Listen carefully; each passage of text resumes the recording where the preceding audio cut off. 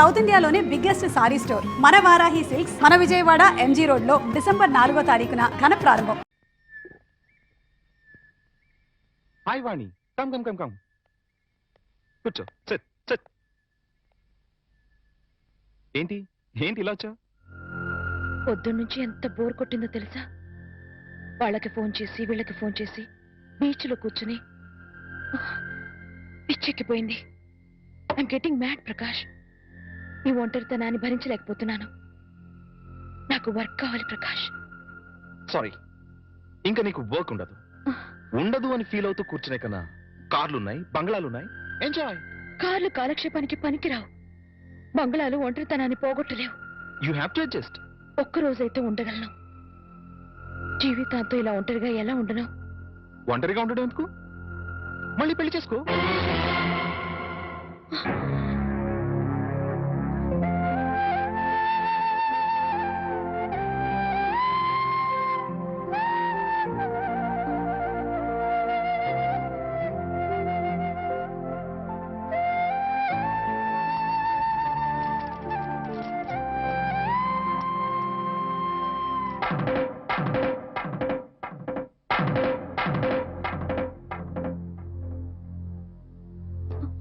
పొద్దునుంచి అత్తయ్య మామయ్య కనిపించడం లేదు, ఎక్కడికి వెళ్ళారు? వాళ్ళు సైన్స్ మాస్టర్ కూతురు పెళ్ళట. మీరు నిద్ర లేచేసరికి వెళ్ళారు. సాయంకాలం వస్తారు. అలాగా? అయితే వాళ్ళ ఆఫీస్ డుమ్మా. ఇలా డుమ్మాలు కొడుతూ ఉంటే ఉన్న ఈ కాస్త ఉద్యోగం కూడా ఊడుతుంది. ఊడితే ఊడింది లేవోయ్. ఎవ్వరూ లేకుండా ఒంటరిగా ఇంట్లో ఎలా ఉంటావు? బోర్ కొట్టదు? నాకు బోర్ కొడితే మీకేంటంట? జీవితాంతో నీకు తోడుగా ఉంటానని ప్రమాణం చేశాను కదా.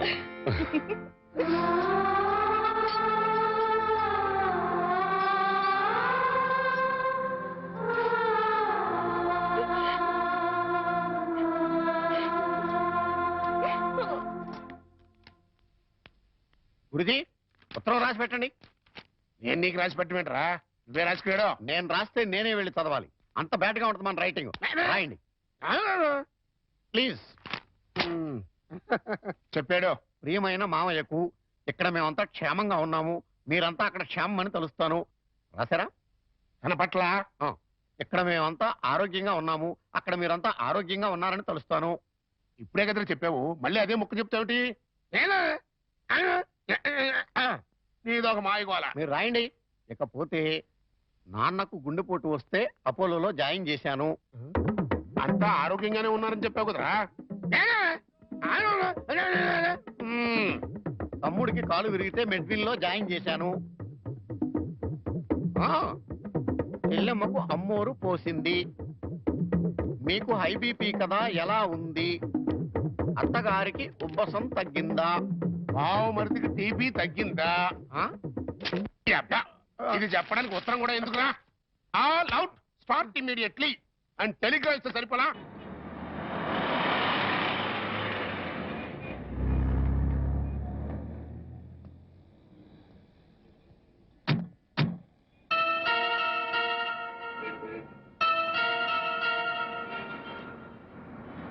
మీరు ఆఫీస్లో ఉండండి, నేను ఇప్పుడు వచ్చేస్తాను. అలాగే సార్, ఉంటాను. వాణి, అంకుల్ మీరు ఇక్కడ? ఆఫీస్ పని మీద బొంబాయి వచ్చాను.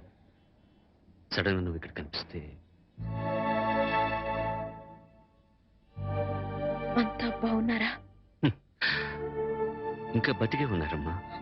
అంకుల్. అవునమ్మా, నువ్వు వెళ్ళిపోవడంతో ఎప్పుడూ చలాకీగా ఉండే నీ భర్త ఒక్కసారిగా కుంగిపోయాడు. నలుగురు పెళ్ళాం లేచిపోయిందని గేలి చేస్తుంటే ఆ బాధను మనసులో దాచుకోలేక బయటికి కక్కలేక నరక యాతన అనుభవించాడు. ఇక మీ నాన్న కన్న కూతుర్నే క్రమశిక్షణలో పెట్టుకోలేదు, వేలాది మంది విద్యార్థుల్ని క్రమశిక్షణలో పెట్టే అర్హత నాకు లేదని ఆ ఉద్యోగానికి రాజీనామా చేశాడమ్మా. మీ అమ్మ సరే సరే, అన్న కూతురు అత్తారింటికి వెళ్ళిందంటే ఏ తల్లైనా సంతోషిస్తుంది, కానీ అత్యాశలకు పోయి లేచిపోయిందంటే ఏ తల్లి మాత్రం సంతోషిస్తుంది చెప్పు? నిద్దట్లో కూడా నువ్వు గుర్తొచ్చి, నువ్వు చేసిన పని గుర్తొచ్చి తెల్లవార్లు ఏడ్చేదట. ఇక నీ బిడ్డ, వాడు ఆకలితో ఏడుస్తున్నాడు, అమ్మ కోసం ఏడుస్తున్నాడు, వాడు చెప్పలేడు, అవతల వాళ్ళకి అర్థం కాదు కదమ్మా. ఎందరు ఎంత అవహేళన చేసినా ఆ ఇంట్లో నవ్వుల్ని తను పోసి నవ్వులతో బతికించాడు. తను పోసి నవ్వులతో బతికించాడు. నేను తప్పు చేశాను అంకుల్. చెయ్యరాని తప్పు చేశాను. నన్ను క్షమించండి అంకుల్.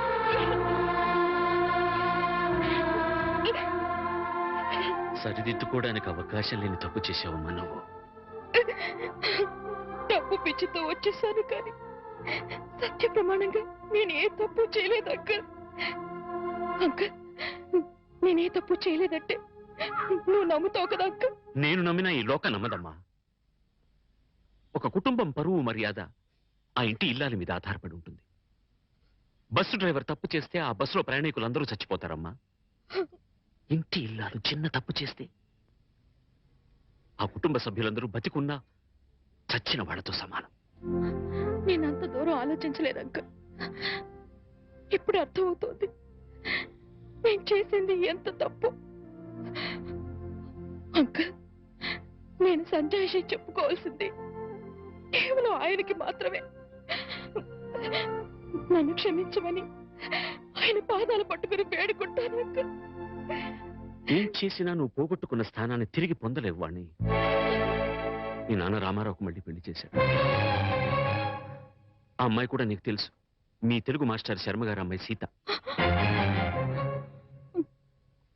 అంకుల్ జీవితంలో ఏం సాధించినా ఎన్ని పదవులు పొందినా అన్నిటికన్నా పెద్ద పదవి, గొప్ప పదవి ఇల్లాలు కావడమే.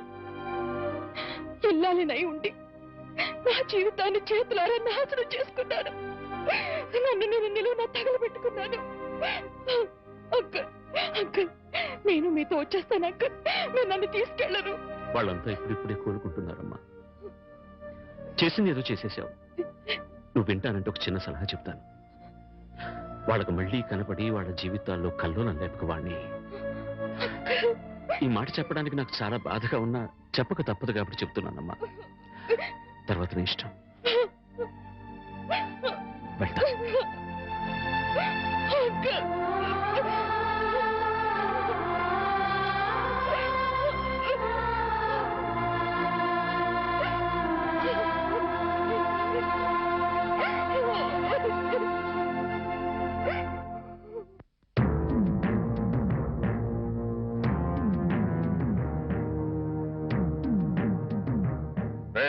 ఇంట్లో అద్దె కొనుక్కు నువ్వేనా?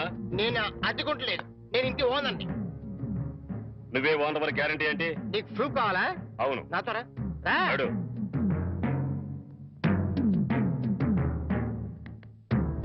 ఈ నెల అద్దె ఎప్పుడు కడతావు? కడతాన్రా. మా రౌడీ గారు వస్తే నీ ఒంటి కట్లు కడతాన్రా. అద్దె అడిగితే సిలిండర్ చేసి ఇస్తావేంటి? అదేగా కడతా, తప్పకుండా కడతా. హెడ్ తాకట్టు పెట్టాను సరే కడతా. సరేనా? కడతా కదా.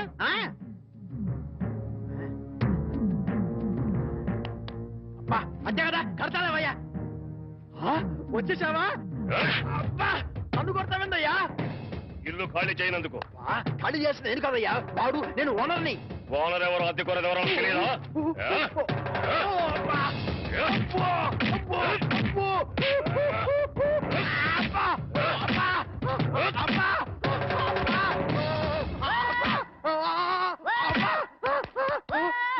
ఆడెళ్ళిపోయి చాలాసేపు అయింది. మనతో పెట్టుకుంటే రంగు పడుద్ది. పడిందిగా. అది.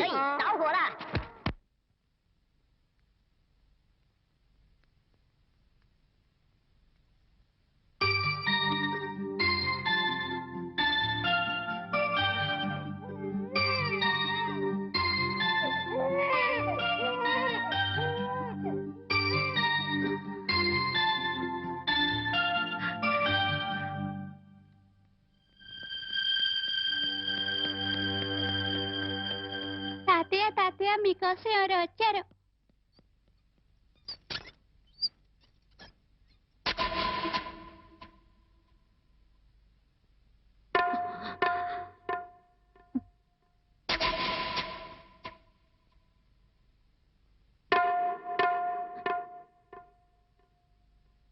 ఎవరమ్మా నువ్వు?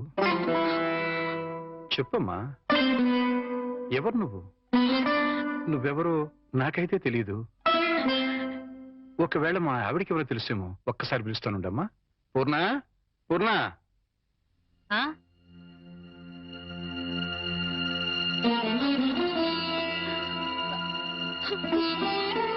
ఎవరమ్మా నువ్వు అంటే సమాధానం చెప్పడం లేదు. ఈవిడి గారు ఎవరో నీకెవరో తెలుసా? నాకు తెలియదండి, ఎప్పుడూ చూసిన గుర్తు కూడా లేదు. అమ్మా, నన్ను అలా పిలవకమ్మా.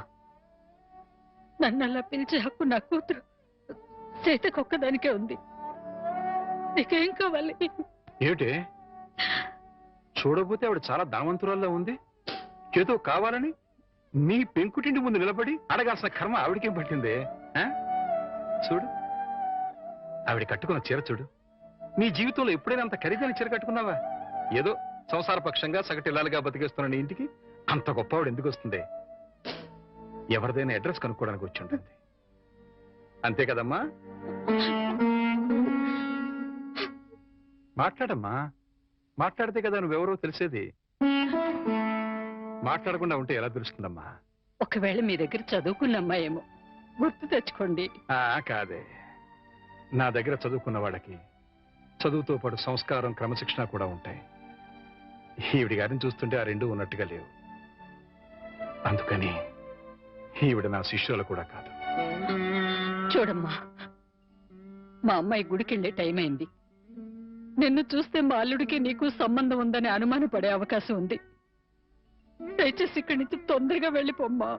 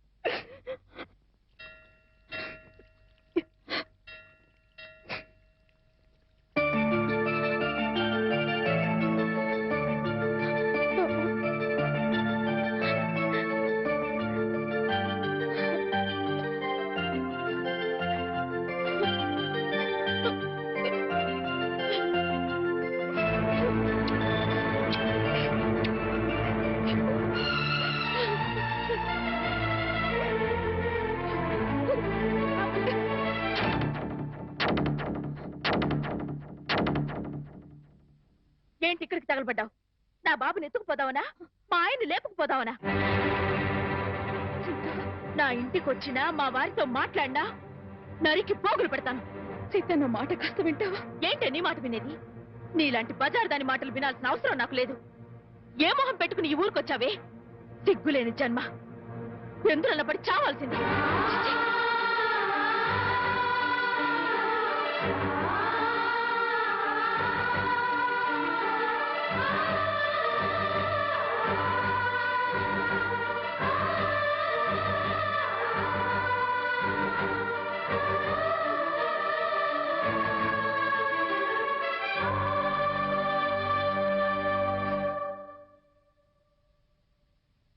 వాణి, వాణి, నువ్వు మా ఇంట్లో ఉన్నావని తెలిసి మీ అమ్మ నాన్న వచ్చారు. లోపలికి రమ్మని ఎంత పిలిచినా రావట్లేదు. నీతో మాట్లాడి వెళ్తామని బయటే నుంచున్నారు. నువ్వు వెళ్ళి మాట్లాడిరా.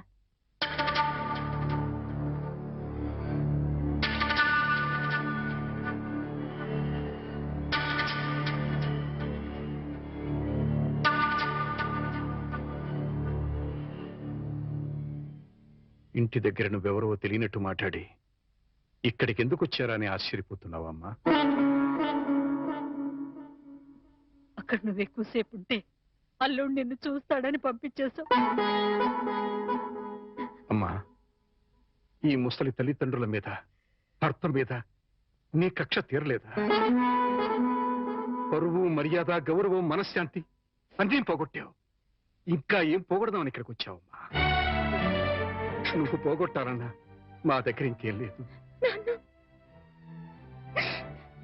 ఆ నాన్నని వాడు ఒకడున్నాడు, వాడు నీకు జన్మనిచ్చాడు, పెంచి పెద్ద చేశాడు అనే విశ్వాసం నీలో ఏమాత్రం ఉన్నా సాయంకాలానికల్లా ఈ ఊరుదులు పెట్టి వెళ్ళిపో. లేదు నేను వెళ్ళనంటావా? చెప్పు, మేమే ఈ ఊరుదులు పెట్టి వెళ్ళిపోతాం. అమ్మా, నీకు 2 చేతులు ఎత్తి దండం పెడతాను. నా కూతురి జీవితంలో నిప్పులు పోయొద్దు, నా అల్లుడి బ్రతుకు నరకం చేయొద్దు. వెళ్ళిపోమ్మా, ఈ ఊరుదులు పెట్టి వెళ్ళిపోమ్మా. వెళ్ళిపో తల్లి.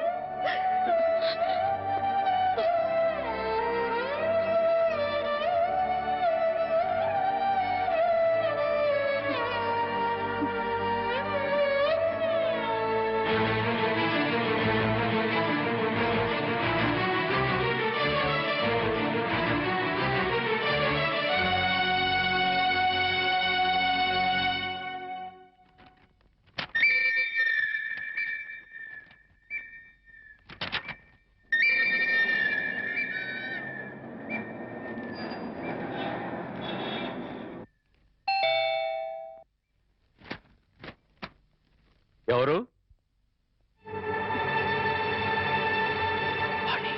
ఏంటి, బాణి వచ్చిందా? వచ్చింది. ఏ మొహం పెట్టుకుని తిరిగి వచ్చావని చెడామడ తిట్టి పారేశాను. అంతేకాదు, ఏం మహాతల్లి మా ఆయన లేపుకుపోదామని వచ్చావా అని అడగాల్సిన 4 మాటలు అడిగి దులిపి పారేశాను. సరే సరే, అసలు ఎందుకు వచ్చిందో అడిగావా? ఆవిడ గారు ఎందుకొస్తే మాత్రం నాకెందుకని అడగలేదు. నీకు బుద్ధుందా? ఎన్నేళ్ల తర్వాత వచ్చిందంటే పాపం ఏదో కష్టం ఉంటే వచ్చుంటుంది. ఎందుకు వచ్చిందో, ఏ పని మీద వచ్చిందో కనుక్కోకుండా పంపించేస్తావా? ఇది మరీ బాగుంది. మధ్య నా మీద వస్తారేమిటి? సరే, బాణి వచ్చిన విషయం నాకెందుకు చెప్పలేదు? నేనే చెప్పొద్దు అన్నాను బాబు. అది మళ్ళీ నీ కంటపడితే గతం నీకు గుర్తుకొస్తుందని, ప్రశాంతంగా ఉన్న నీ మనసు మళ్ళీ పాడైపోతుందని నేనే చెప్పొద్దు అన్నానయ్యా. మామయ్య, పోనీ వాణి ఎక్కడుందో తెలుసా? మా ఇంట్లో ఉంది. ఇంతకు మునిపే మా ఇంటికి వచ్చింది. ఎప్పుడు కళకళలాడుతుండే ఆ మొహంలో కళాకాంతులు లేవు. మనసులో పశ్చాత్తాపం, మాటలో పశ్చాత్తాపం, ముఖంలో పశ్చాత్తాపం. తను చేసిన తప్పును తలుచుకుని కుళ్ళి కుళ్ళి ఏడుస్తోంది. నీతో ఒక్క మాట చెప్పినమని నన్ను పంపించిందయ్యా. ఇంకో అరగంటలో ట్రైన్కి వెళ్ళిపోతున్నాను అంకుల్. శాశ్వతంగా వెళ్ళిపోతున్నాను. ఇంకెప్పుడు ఎవరికి కనిపించను. ఒక్కసారి ఆయనతో మాట్లాడాలి, తీసుకురావు అని ఆ బిడ్డ దీనంగా అడుగుతుంటే కడుపు తరుక్కుపోయిందయ్యా. చేతకాక చిన్న పిల్లలు ఏడ్చేశారు. రామారావు, వాణి తను పోగొట్టుకున్న స్థానాన్ని సంపాదించుకోవాలని అనుకోవటం లేదు. తనకు ఆశ కూడా లేదు. కేవలం నిన్ను కలుసుకోవాలని, మాట్లాడాలని తపన. మళ్ళీ జీవితంలో అవకాశం వస్తుందో రాదోనన్న ఆరాటం. అమ్మను కానీ, నాన్నను కానీ, కనీసం తన కన్న బిడ్డను కానీ చూడాలనుకోవటం లేదు. కేవలం నిన్ను చూడాలనుకుంటుంది, నీతో మాట్లాడాలనుకుంటుందయ్యా. ఆలోచించుకునే వ్యవధి లేదు రామారావు. అమ్మాయి వెళ్ళిపోవడానికి టైం అయిపోతుంది. నువ్వు తనను క్షమించకపోయినా పర్వాలేదయ్యా. ఆ అమ్మాయి క్షమించమని నిన్ను ఒక్కసారి అడగడానికి అవకాశం ఇవ్వు రామారావు. Please please. సీత, నేను వాణితో మాట్లాడొస్తాను. ఆగండి ఒక్క నిమిషం.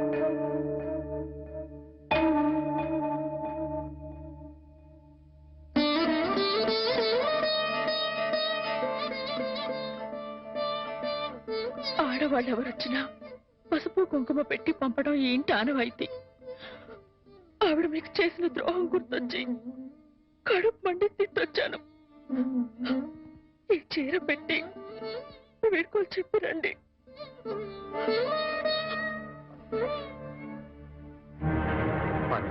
వాణి ఎక్కడ?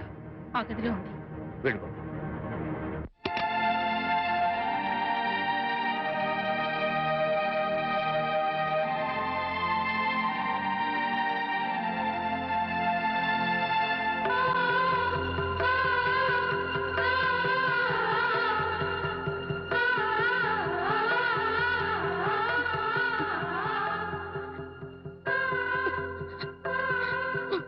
వాణి, బాగున్నావా?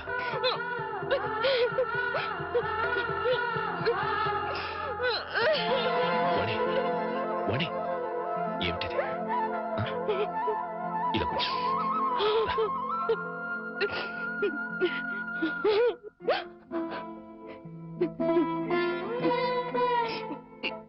ఏమండి? ఏమండి, మీతో ఎంతో మాట్లాడాలని ఉందండి, కానీ ఇప్పుడు నాకు టైం లేదు.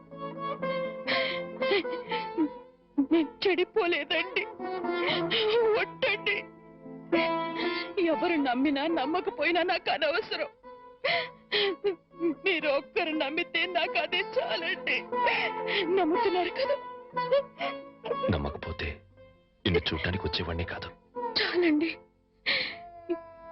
ఇప్పుడు నాకెంతో తృప్తిగా ఉంది. ఏమండి, ఎవరూ లేని ఒంటరి దాన్ని అయిపోయానండి.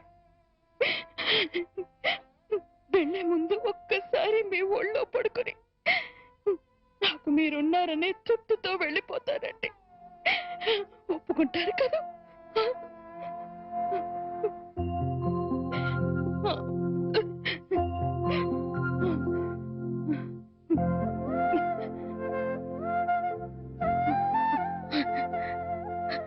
వాణి, ఇంటికి వెళ్దాం పద. అందరూ లేచిపోయిందని నిందలు వేసిన అవేమీ పట్టించుకోకుండా మళ్ళీ నన్ను మీ జీవితంలోకి ఆహ్వానించే పెద్ద మనసు మీకున్నా వచ్చే అర్హత నాకు లేదండి.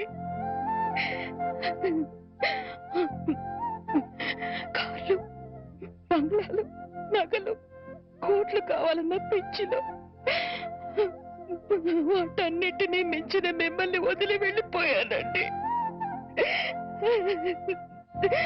నా జీవితాన్ని నేనే నాశనం చేసుకుంటాను.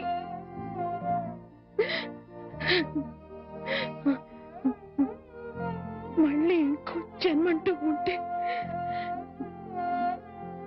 మీ భారీగానే పుడతానండి. ఆ జన్మలోనైనా అందరూ మెచ్చుకునే భార్యగా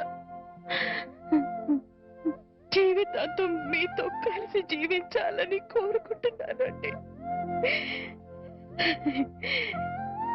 ఇక హాయిగా వెళ్ళిపోతానండి.